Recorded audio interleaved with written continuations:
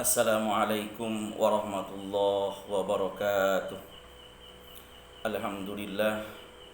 Alhamdulillah wassalatu wassalamu ala Rasulillah wa ala alihi wa sahbihi wa mawalah amma ba'd. Alhamdulillah, puji syukur kita panjatkan kehadirat Allah Subhanahu wa taala yang mana alhamdulillah pada malam ini, malam Jumat, kita bisa berjumpa lagi dalam acara kajian Kitab Kuning. Hadirin wal hadirat, jamaatul muslimin, santriwan santriwati, siswa-siswi SMP IT Al Muhsinin. Alhamdulillah kita masih diberikan kesehatan oleh Allah Subhanahu wa taala. Diberikan kesehatan lahir dan batin. Alhamdulillah, tadi barusan kita bisa melaksanakan sholat maghrib berjamaah, sholat isya, kemudian dilanjutkan dengan pembacaan surah Kahfi, surah Yasin dan Waqiah berjamaah, bertawasul. Kemudian kita bisa melaksanakan sholat isya berjamaah. Ini sebuah kenikmatan. Tidak ada kenikmatan yang paling besar kecuali kenikmatan itu dipakai untuk mencari ridhonya Allah Subhanahu wa taala. Hadirin wal hadirat, jamaatul muslimin wal muslimat, santriwan santriwati SMP Al Muhsinin. Hari ini, malam ini adalah malam Jumat. Salah satunya fadilahnya ialah perbanyaklah membaca sholawat. Mudah-mudahan dengan kita memperbanyak bacaan sholawat di malam Allah Subhanahu wa taala memberikan kita kemudahan, memberikan kita kelancaran, memberikan kita segala hal dikabul, dilancarkan berkat kita membaca sholawat kepada baginda Nabi kita Muhammad sallallahu alaihi wasallam. Mari kita bersolawat terlebih dahulu secara bersama-sama. Allahumma salli ala Muhammad ya Rabbi salli alaihi wa sallim. Allahumma salli ala Muhammad ya Rabbi salli alaihi wa sallim. Rabbi fanfa ببركته واهدنا الحسنى بحرمته. اللهم صل على محمد يا رب صل عليه وسلم.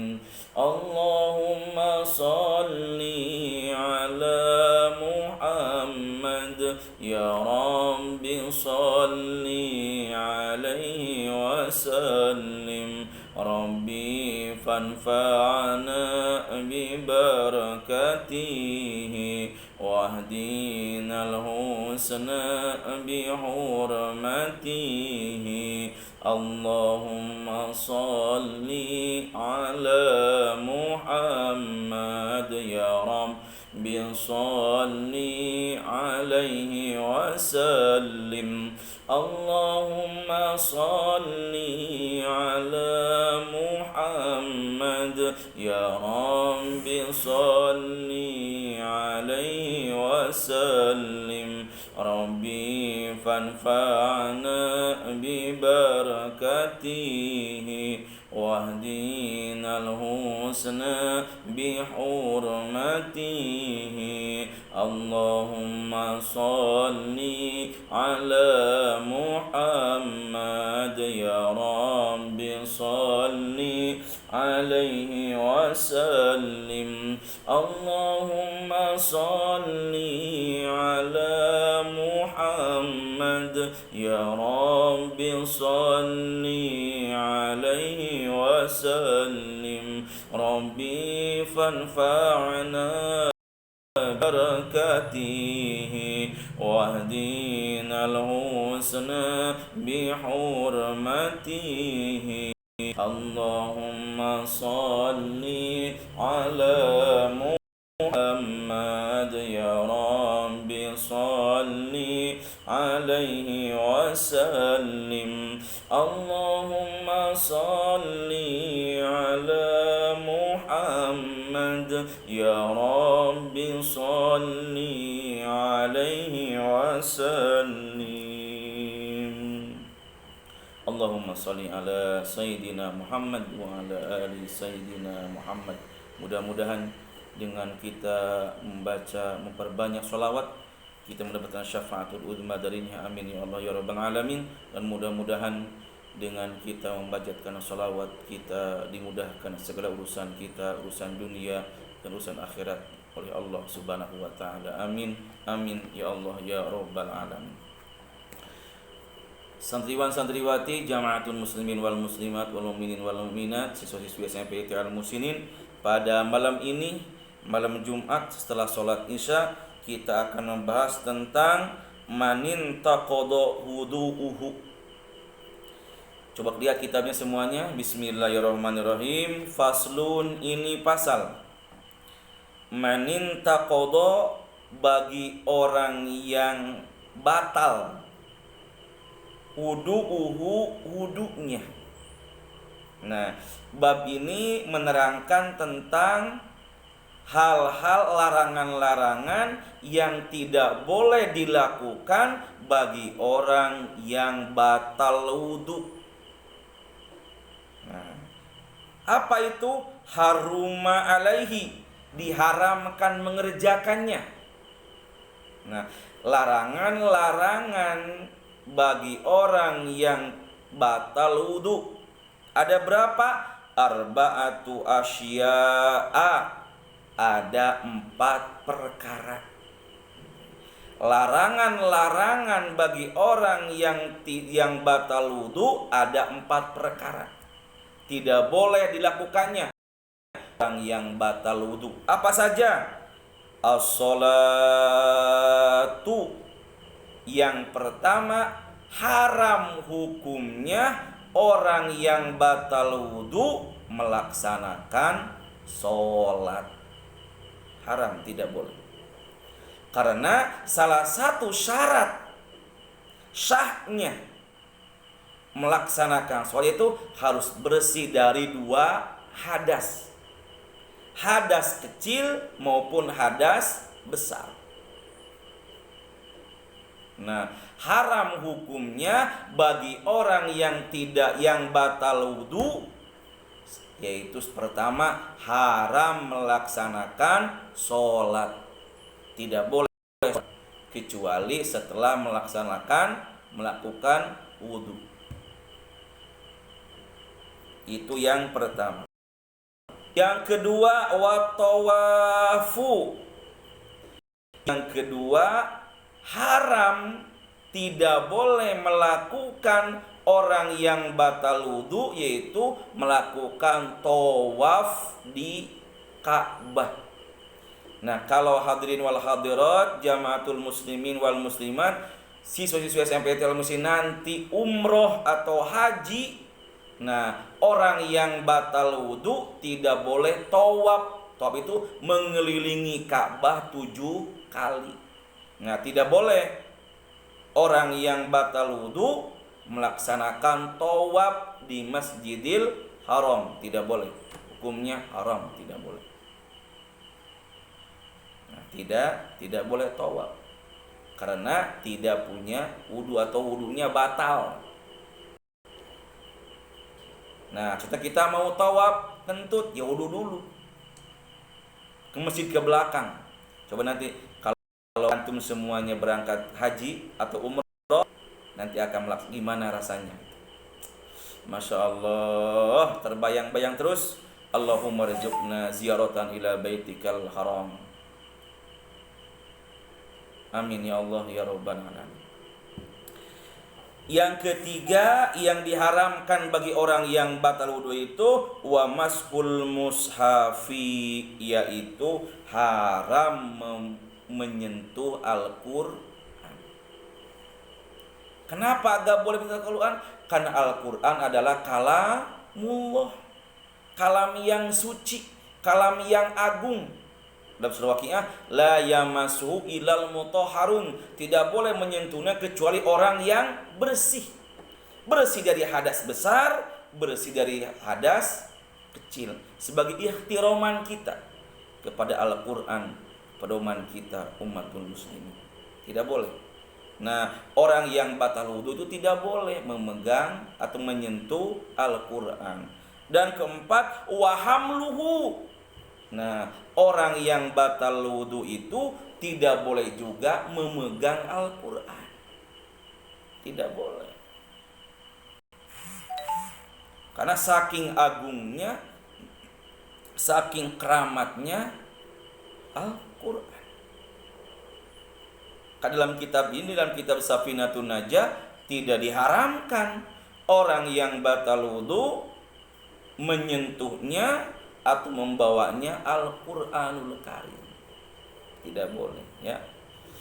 Tidak boleh. Sebisa mungkin kalau kita batal wudu, mau baca Qurannya, wudu dulu terus baca Quran. Kecuali dalam hal-hal yang madorot. Contohnya kita di jalan atau di kelas, kita kan punya wudu nemu Al-Quran. Nah, daripada Al-Quran itu berceceran di terlas, kita ambil, nggak apa-apa. Ad-daruratu tubihul ma'durah. Ma'durah itu membolehkan sesuatu yang tidak boleh. Itu juga kalau madorot. Kalau tidak madorot, ya jangan.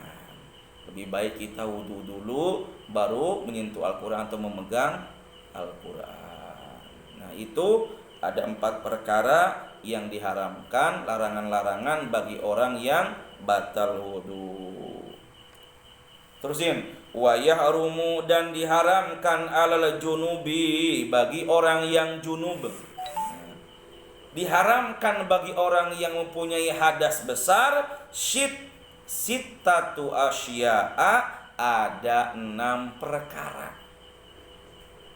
Kalau tadi bagi orang yang batal wudu ada 4 perkara, bagi orang yang punya hadas besar, yang junub itu orang yang hadas besar, orang yang habis hubungan suami istri, yang haid, yang nifas, junub, yang hadas besar, melahirkan. Sittatu asya'a, ada 6 perkara. Ada 6 perkara. Tidak boleh orang yang punya hadas besar melaksanakannya. Apa? As-sholatu. 1, haram melaksanakan sholat.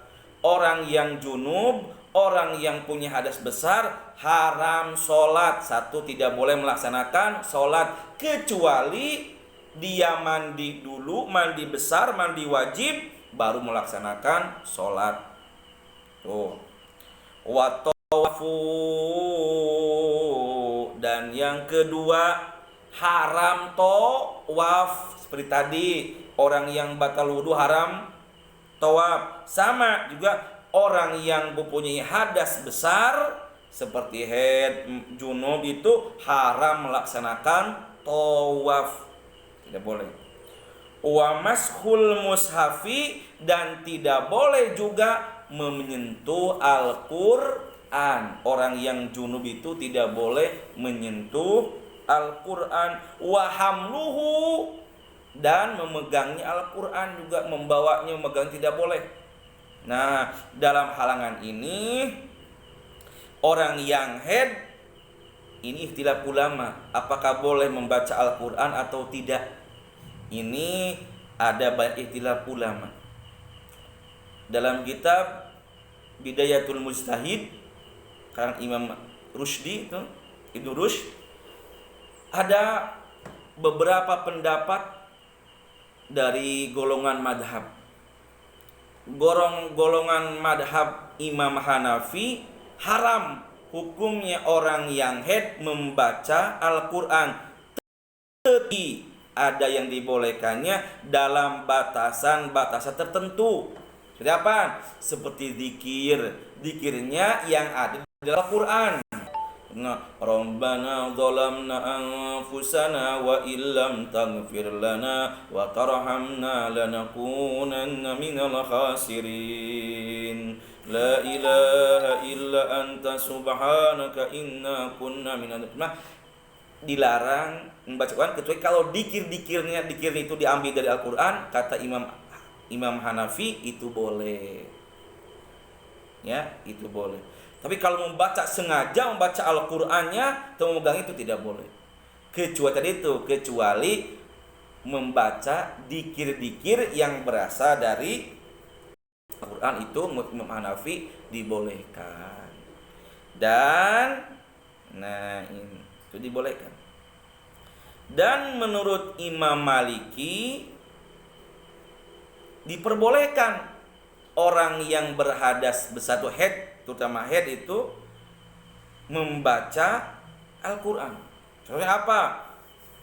Orang yang hafidoh, ya, perempuan yang hafid tuh karena takut tidak murojaah, takut hilang hafalannya, dia sedang head.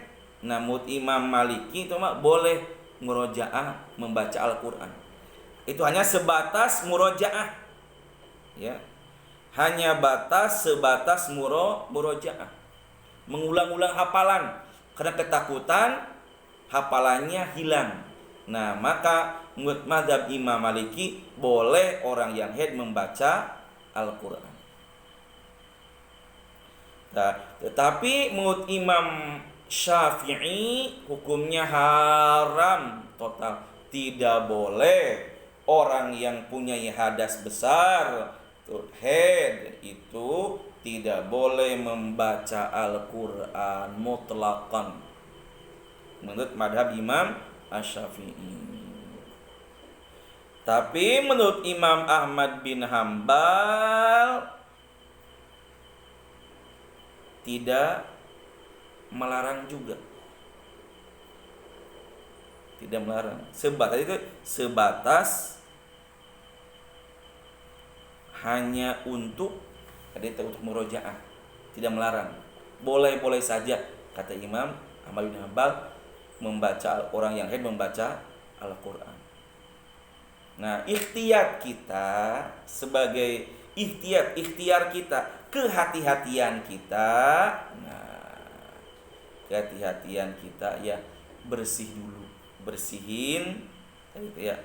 Kita kehati-hatian, keihtiraman kita memuliakan kitabullah, sebaiknya kita bersih dari hadas kecil, bersih dari hadas besar. Tetapi kalau seandainya mendesak, nah itu diperbolehkan.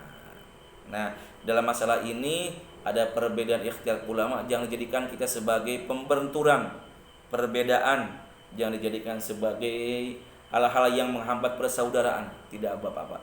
Ada hal-hal yang mesti kita sepakati dan ada hal yang mesti kita saling menghormati. Dalam ini nih, dalam hal orang yang haid boleh membaca Al-Quran atau tidak. Itu ya.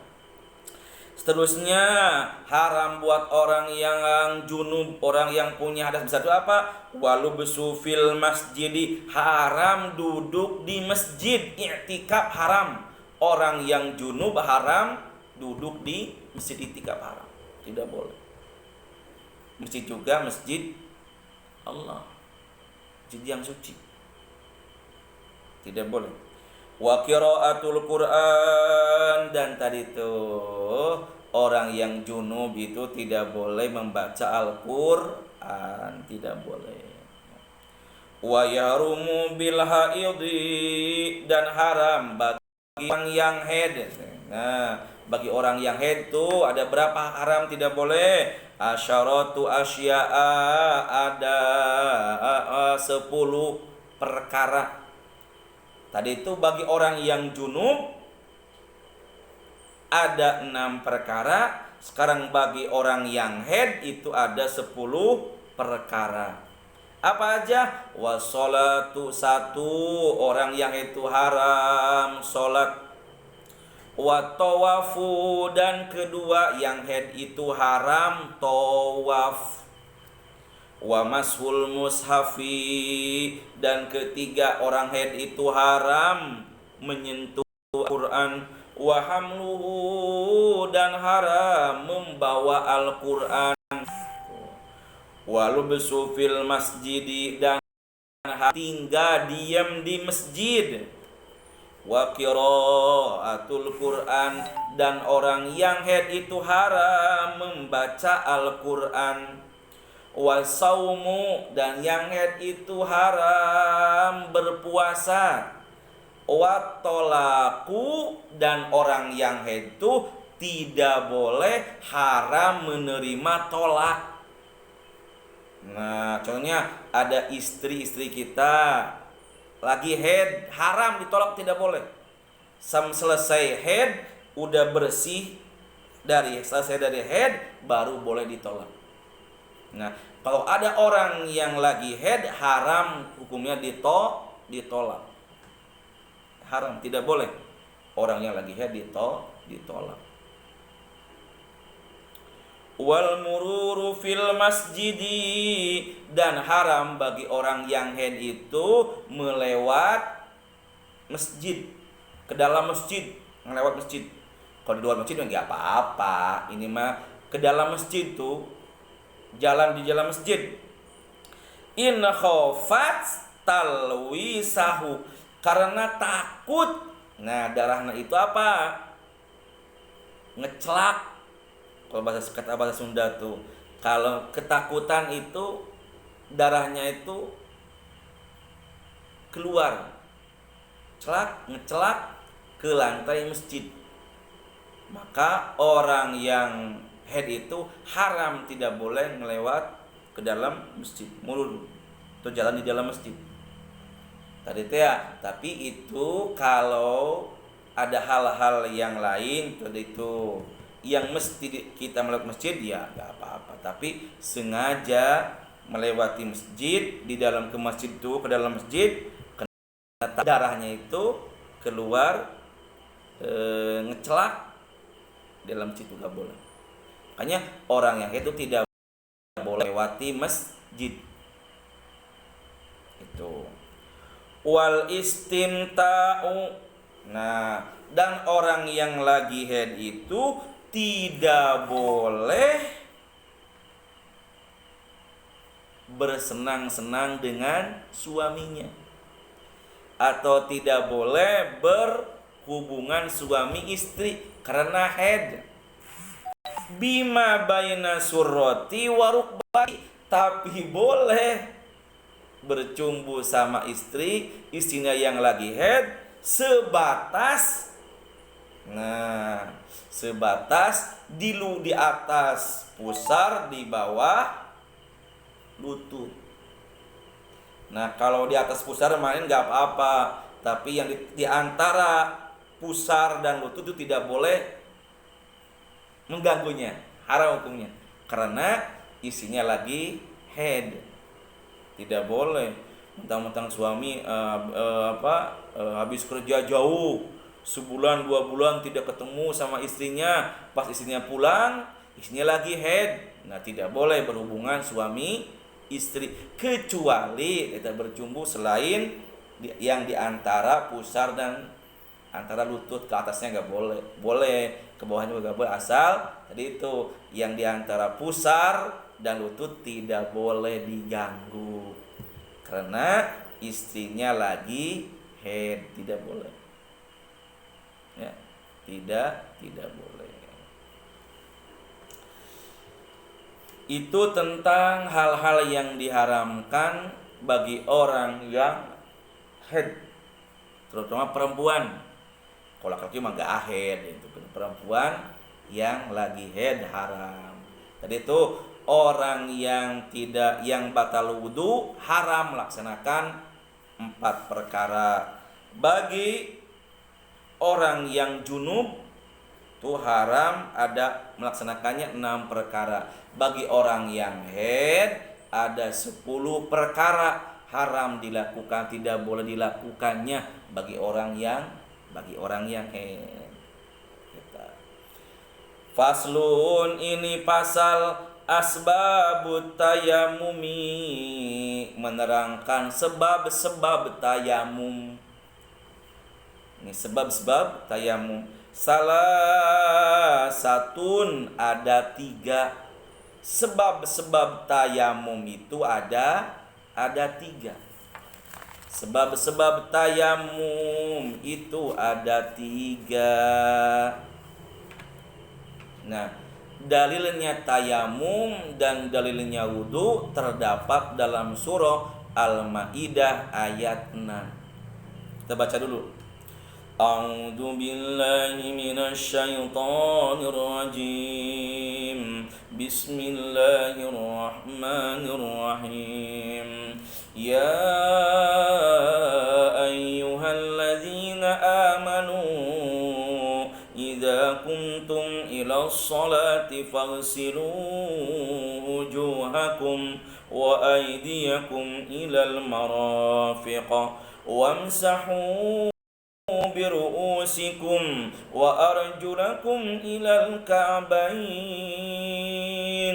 wa in kuntum junuban fattahharu wa in kuntum marda aw ala safarin aw jaa ahadum minkum minal gha'it aw lamastumun nisaa falam tajidu ma'an fatayammamu sa'idan tayyiban famsahu biwujuhikum wa aydiyakum minhu ma yuridullahu liyaj'ala alaikum min haraja walakin yuridu liyutahhirakum waliyutimma ni'matah alaikum wa la'allakum tashkurun.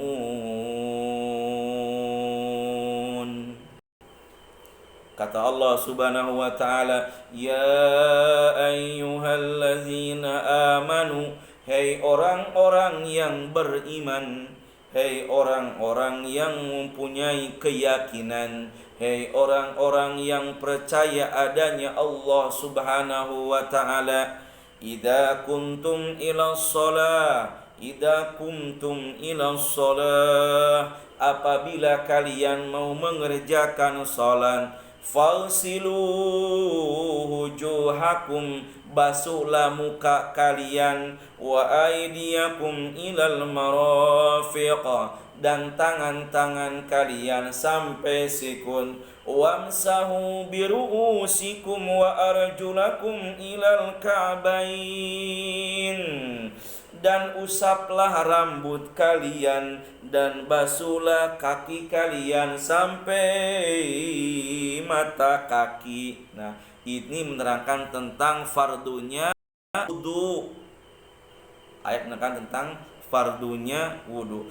Wa in kuntum junuban fattahharu, dan apabila kalian junub, tuh junub, fattahharu, maka bersihkanlah, kudu bebersih, kudu mandi besar. Wa in kuntum marda, dan apabila kalian sakit, wa ala safarin, atau kalian dalam perjalanan, au jaa ahadum minkum minal gha'it, atau kalian habis dari buang air, aula mastumun nisa, atau kalian, ini ayatnya yang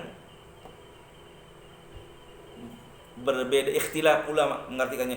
Aula mastumun nisa, atau orang yang bersentuhan dengan perempuan. Falam tajidu ma'a, apabila tidak mendapatkan air, fatayammamu sa'idan thayyiba, maka bertayamumlah dengan tanah yang bersih dan suci. Famsahu biwujuhikum, usaplah muka kalian, wa aydiyakum minhu, dan tangan kalian. Nah, maka fardhu tayammum cuma dua, membasuh muka, nah, dan membasuh kedua tangan sampai siku.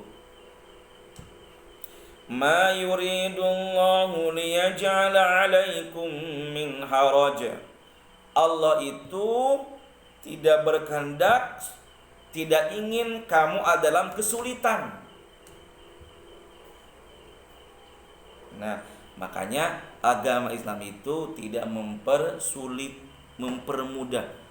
Kalau tidak ada air ya tayamum. Berikan kemudahan. Kalau tidak bisa sholat berdiri ya duduk. Kalau bisa tidak duduk ya berbaring. Kalau tidak bisa berbaring juga cuma hanya berkedip. Ma yuridullahu liyaj'ala 'alaikum min haraj. Allah tidak mempersulit seorang hamba. Allah tidak mempersulit hamba.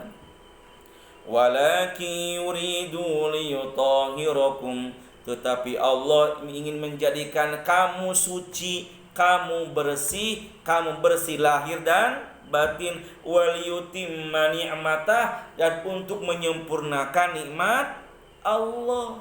Sebagai apa? Alaikum wa la'allakum tashkurun. Sebagai bukti kita bersyukur atas segala nikmat Allah Subhanahu wa taala. Makanya kata Allah sallam, innallaha yuhibbu ayyara asara ni'matahu. Allah itu suka apabila seorang hambanya diberikan nikmat, dan nikmat beribadah atau suka. La'allakum tashkurun, sebagai bukti berterima kasih kita kepada Allah Subhanahu wa taala. Makanya kalau punya baju baru jangan disimpan baik di kamar, jangan disimpan baik di lemari, pakai sholat, pakai pengajian, pakai untuk berzikir. Ini mah kalau sholat bajunya udah bolong-bolong, mukenanya udah bau tengik. Tapi kalau undangan hajatan, diundang apa hajatan, woi, bukan main, bajunya baru. Tapi kalau sholat, wah, mukenanya bau, bajunya bolong, tengik. Tidak boleh. Allah suka hambanya, kalau hamba diberikan nikmat, dipakai untuk beribadah. Punya motor sekali-kali bawa mampir ke masjid untuk sholat. Punya mobil sekali-kali bawa mobilnya pakai untuk ke masjid untuk sholat, untuk menghadiri pengajian. Maka mobil nanti itu akan bersaksi, ya Allah, ini saya nih pernah dipakai untuk menghadiri pengajian, dipakai untuk Jumatan, dipakai untuk melaksanakan sholat. Pakai. Punya sendal baru, pakai untuk jalan ke masjid. Allah tuh seneng hambanya, ketika hambanya mempunyai nikmat, ada asa dipakai nikmat itu. Karena Allah Subhanahu nikmat itu, kita sebagai hambanya rasanya berterima kasih kepada Allah dengan melaksanakan segala perintah. La'allakum tashkurun, sebagai bukti kita, hamba kita bersyukur kepada Allah. Rasul itu sudah punya jaminan masuk surga, udah punya tiket masuk surga. Sehari semalamnya Rasul berzikir, beristighfar 100 kali. Salatnya bukan amain, hatta yatafattar qadamahu, kakinya sampai bengkak-bengkak karena rajinnya salat, rajinnya sujud. Bagaimana dengan kita yang belum punya tiket surga, yang belum, masih remeng-remeng, salat aja masih bolong-bolong, dikiri juga masih bolong-bolong, sedekah juga jarang. Kalau dilihatin orang mau baru sedekah. Sebab itulah salah satu nikmat terbesar ialah ketika kita diberikan nikmat oleh Allah Subhanahu wa taala dipakai untuk beribadah. Liyutimma ni'matu 'alaikum wa la'allakum tashkurun, supaya kita menjadi hamba-hamba yang bersyukur kehadirat Allah Subhanahu wa taala. Itu rasa syukur kita kepada Allah.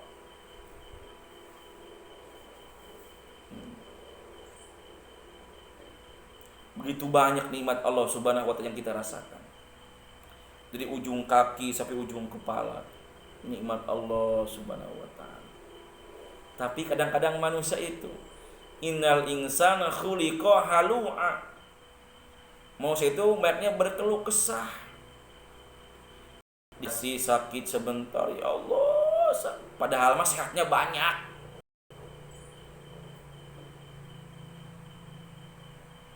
Kasih sakit gigi, ya Allah, ini kumaha, ini wah, banyak alasan.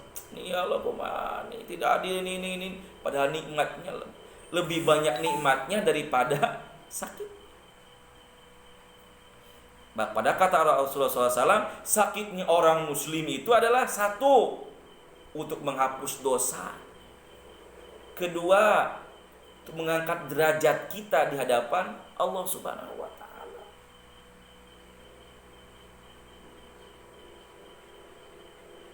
Ya, itulah alakum tashkurun, sebagai supaya kita menjadi hamba-hamba yang senantiasa bersyukur atas segala nikmat dan karunia dari Allah Subhanahu wa taala.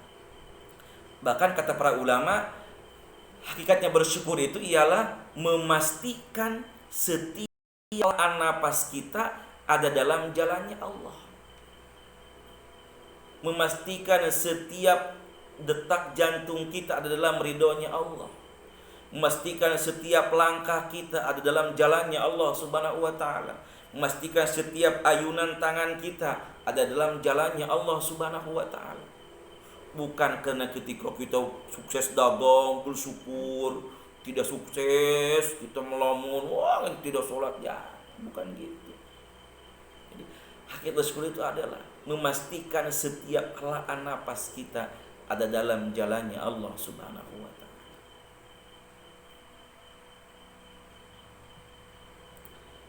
Hadirin wal hadirat, jamaatul muslimin wal muslimat, siswa-siswi santri SMP ITI Al Muhsinin. Nah, itu dalil tentang wudu dan dalil tentang tayamum. Falam tajidu ma'a, apabila tidak ada air, fatayammamu sa'idan thayyiba, maka bertayamumlah dengan tanah yang bersih dan suci. Surah apa ini? Surah Al-Maidah ayat 6. Nanti buka ya di kamar masing-masing. Fardunya ada dua anggotanya itu, famsahu biwujuhikum, membasuh muka, ini tanah, debu tanah tuh dibasuhkan ke muka. Terus wa aydiyakum min, dan cuman dua, tanah ini batas, cuman dua anggota tayamum itu dua, wajah dengan tangan. Beda dengan wudu. Wudu kan 6. Kalau tayamum cuma 2 yang dibasuhnya, muka dan tangan. Apa doanya? Nawaitu tayammum listibahati sholati lillahi ta'ala. Niat saya bertayamum karena untuk membolehkan sholat lillahi ta'ala. Nawaitu tayammum listibahati sholati lillahi ta'ala. Nawaitu tayammum listibahati sholati lillahi ta'ala. Ulangi lagi. Nawaitu tayammum listibahati sholati lillahi ta'ala. Saya niat bertayamum untuk membolehkan sholat lillahi ta'ala. baru basuh muka. Baru tangan gitu ke muka. Itu dalil tentang tayamum ya. Surah Al-Maidah ayat 6. Coba kita baca lagi, baca bareng-bareng semuanya. A'udzu billahi minasyaitonir rajim. Bismillahirrahmanirrahim. Ya ayyuhalladzina amanu idza kumtum ila sholati faghsilu wujuhakum wa aydiyakum ilal marafiq wamsahu bi ru'usikum wa arjulakum ilal ka'bayn wa in kuntum junuban fattahharu wa in kuntum marda aw ala safarin aw jaa ahadun minkum minal ghaa'iti aw lamastumun nisaa falam tajidu ma'an fatayammamu sa'idan tayyiban famsahu biwujuhikum wa aydiyakum min ma yuridullahu liyaj'ala 'alaikum min haraj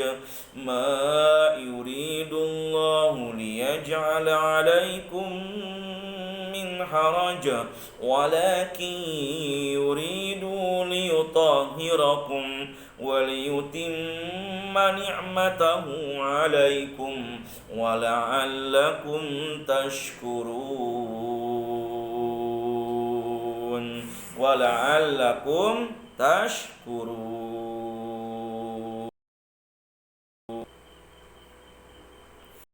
Nah, faslun asbabut tayamumi, hal-hal yang menyebabkan tayamum. Salah satu yaitu ada 3. Pertama, faqdul ma'i. Yang pertama karena tidak ada air. Nah, kalau tidak ada air, maka kita boleh bertayamum. Kalau tidak ada air, udah cari kemana-mana, ke barat, ke timur, ke selatan, ke utara, tidak ada air. Nah, maka kita datang ada sholat, datang ada untuk panggilan sholat, maka kita wajib bertayamum. Ingat, kalau tayamum itu hanya digunakan untuk 1 kali sholat. Contohnya, datang waktu zuhur, maka kita bertayamum. Datang lagi waktu asar, maka kita bertayamum lagi. Datang waktu maghrib, maka kita bertayamum lagi. Datang, maka kita bertayamum lagi. Datang waktu subuh, maka kita bertayamum lagi. Tayamum itu hanya bisa digunakan hanya untuk 1 kali sholat. Beda dengan wudu. Kalau wudu selama kita belum batal, belum ada hal-hal yang membatalkan terhadap wudu kita, boleh tidak wudu lagi. Contohnya, pas adzan zuhur kita wudu. Nah, jam 1, jam 2, jam 3 adzan asar. Perkiraan kita, kita ini kan belum batal nih. Belum ada sesuatu yang membatal wudu kita, maka boleh kita melanjutkan langsung melaksanakan sholat asar. Sholat asar, tunggu jam 4, jam 5, jam 6. Ini perasaan kita nih belum batal, kita nih belum ada yang membatalkan wudu saya. Boleh langsung sholat lagi. Kalau wudu, wudu bisa dipakai untuk beberapa kali sholat selama orang itu belum ada hal-hal yang membatalkan terhadap wudunya. Kalau ya kentut ya itu mah bukan lagi dong, batal wudunya, harus wudu lagi. Harus wudu lagi. Nah, kalau tayamum hanya bisa digunakan untuk satu kali sholat.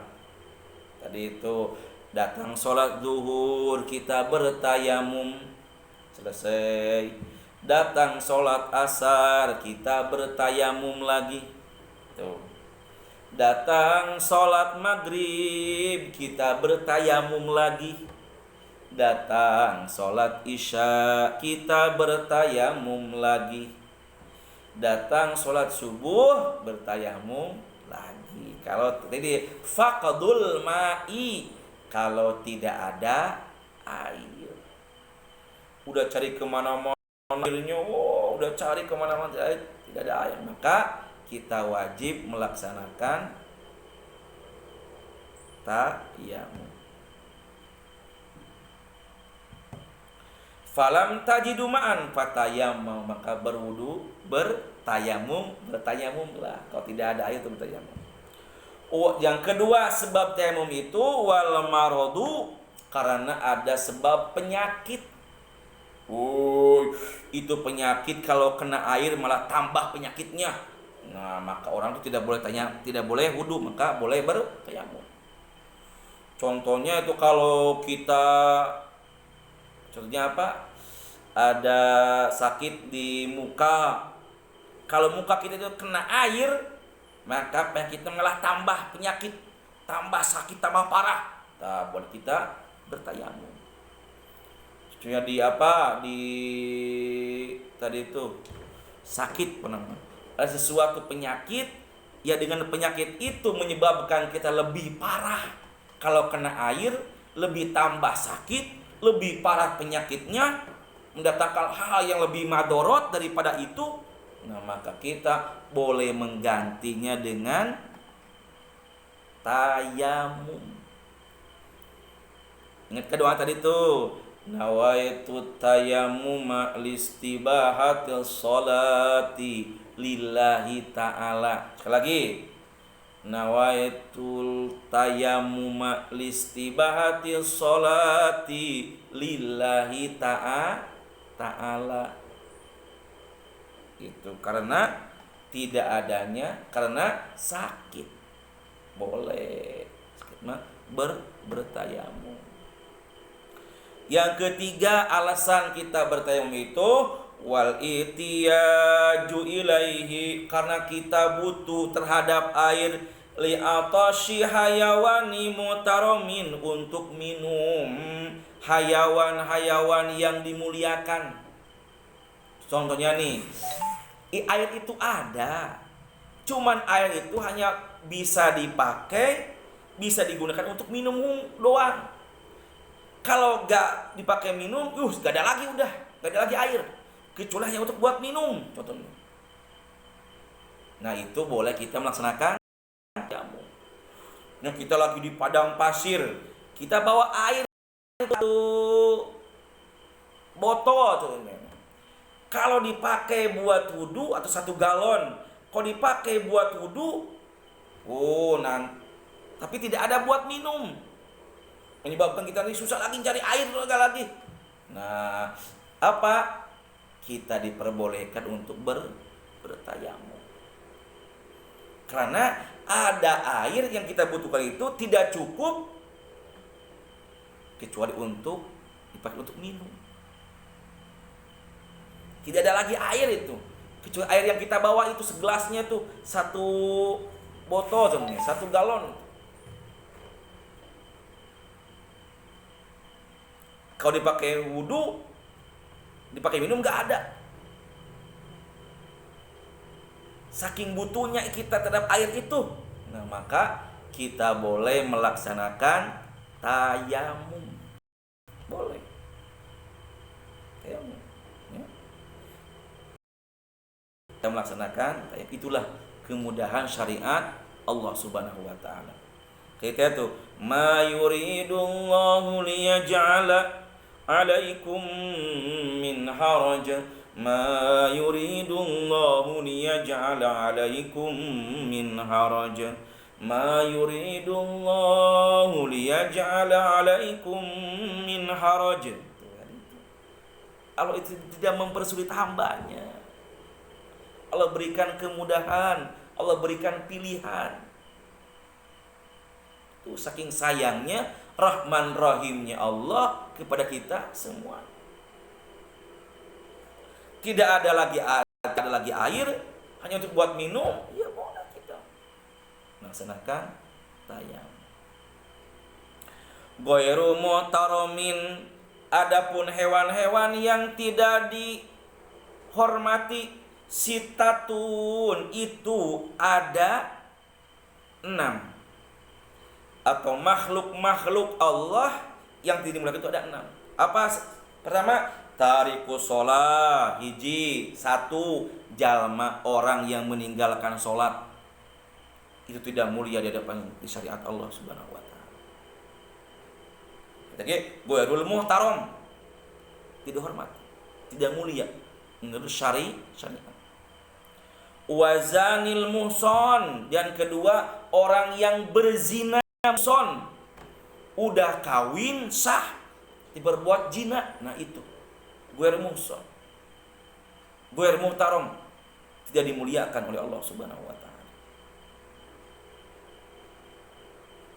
Wal murtadu, dan nomor ketiga orang yang murtad. Itu orang yang pindah agama, itu murtad.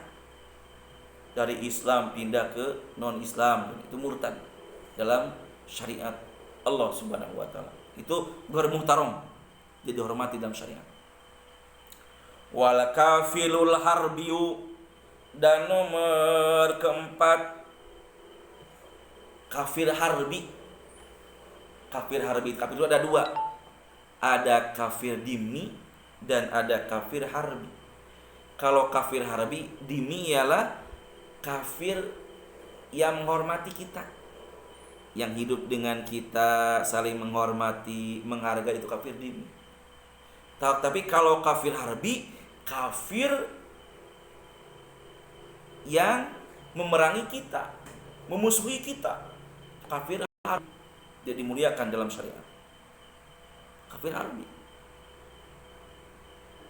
Nah, yang nomor kelima, wal kalbul uquru. Nah, hayawan atau makhluk ini itu adalah anjing yang tidak dipelihara, anjing yang berkeliaran, tidak ada orang yang memilikinya, itu adalah kamu yang ghair muhtaram, tidak dimuliakan, tidak dihormati. Wal khinziru, dan nomor terakhir, nomor ke-6 adalah babi. Babi tidak dimuliakan, ghair muhtaramun dalam syariatnya Allah Subhanahu wa taala. Nah, itulah 3 hal yang menjadi asbab kita boleh melaksanakan tayamum. Satu apa? Faqdul ma'i. 1, karena tidak adanya air, itu boleh tayamum. Yang kedua, wal marodu, karena sakit. Dengan sakit itu kita tidak boleh kena air, maka kita boleh bertayamum. Wal itiyazu ilaihi li atoshin hayawanin muhtaram, karena ada air, tapi air itu hanya cukup buat minum yang dimuliakan oleh Allah, oleh kita, oleh hayawan kita. Nah, maka kita boleh melaksanakan tayamum. Ingat ya, keduanya, nawaitu tayammuma listibahatil sholati lillahi ta'ala. Saya niat bertayamum untuk membolehkan sholat lillahi ta'ala. Nah, itu mungkin yang bisa kita sampaikan pada malam ini. Mudah-mudahan bermanfaat. Sekali lagi nanti buka lagi di kamar masing-masing supaya kita paham membaca lagi dan memurojaah lagi. Ingat tadi dalilnya tayamum dan wudu itu adalah surah Al-Maidah ayat berapa? Ayat 6. Yuk kita bareng lagi baca lagi. Sekali lagi. A'udzu billahi minasyaitonir rajim. Bismillahirrahmanirrahim. Ya ayyuhalladzina amanu ya ayyuhalladzina kuntum ila sholati faghsilu wujuhakum wa aydiyakum ilal marafiq wamsahu biru'usikum wa arjulakum ilal ka'bayn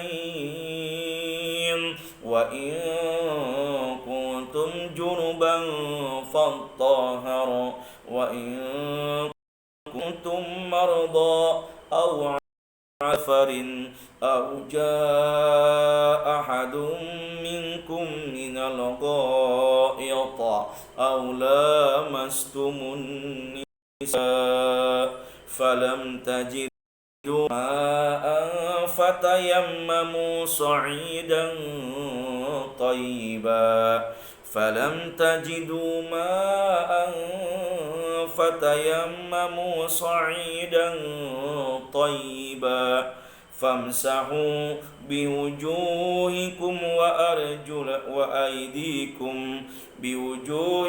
وأيديكم من ما يريد الله ليجعل عليكم من حرج ما يريد الله ليجعل عليكم من حرج ما يريد الله ليجعل عليكم من حرج ولكن يريد ليطهركم وليتم نعمته عليكم ولكن يريد ليطهركم وليتم نعمته عليكم ولعلكم تشكرون صدق الله العظيم. Alhamdulillah, mudah-mudahan apa yang kita kaji pada malam ini bermanfaat. Mudah-mudahan kita menjadi hamba-hamba yang senantiasa suci hatinya, suci jiwanya, suci dengan zikir kepada zat Allah Subhanahu wa taala. Dan mudah-mudahan kita semua diberikan umur panjang, bukan hanya panjang tapi bermanfaat di hadapan Allah Subhanahu wa taala. Segala urusan kita, usaha bisnis kita dimudahkan oleh Allah Subhanahu wa taala, penuh dengan rizki, penuh dengan kemudahan, penuh dengan keberkahan dari Allah Subhanahu wa taala. Dan mudah-mudahan anak-anak kita yang lagi sekolah, lagi pesantren, mudah-mudahan oleh Allah diberikan ilmu yang bermanfaat di dunia dan di akhirat, bisa membahagiakan orang tuanya di dunia dan di akhirat. Mudah-mudahan hatinya diisi dengan akidah yang kuat, dengan iman yang kokoh, diisi otaknya dengan ilmu, hiasi jiwanya, raganya, badannya dengan akhlak karimah dari Allah Subhanahu wa taala. Mudah-mudahan orang tua nyelang-nyelang yang lagi usaha oleh Allah dipanjangkan umur, penuh keberkahan, dimudahkan usahanya, dilancarkan segala halnya sehingga bisa mensekolahkan, sehingga bisa memensantrenkan anaknya menjadi hamba-hamba yang saleh dan salehah, berguna bagi agama, bangsa dan negara, dan bisa membahagiakan orang tuanya di dunia dan nanti di akhirat di hadapan Allah Subhanahu wa taala. Amin amin ya Allah ya rabbal alamin. Ala hadhihi niyah wa ala kulli niyatin salihatin. Al-Fatihah. أعوذ بالله من الشيطان الرجيم. بسم الله الرحمن الرحيم. الحمد لله رب العالمين الرحمن الرحيم مالك يوم الدين إياك نعبد وإياك نستعين اهدنا الصراط المستقيم صراط الذين أنعمت عليهم غير المغضوب عليهم ولا الضالين. Wassalamualaikum warahmatullahi wabarakatuh. Hidayah. Walhamdulillahirabbil alamin wallahu a'lam bissawab.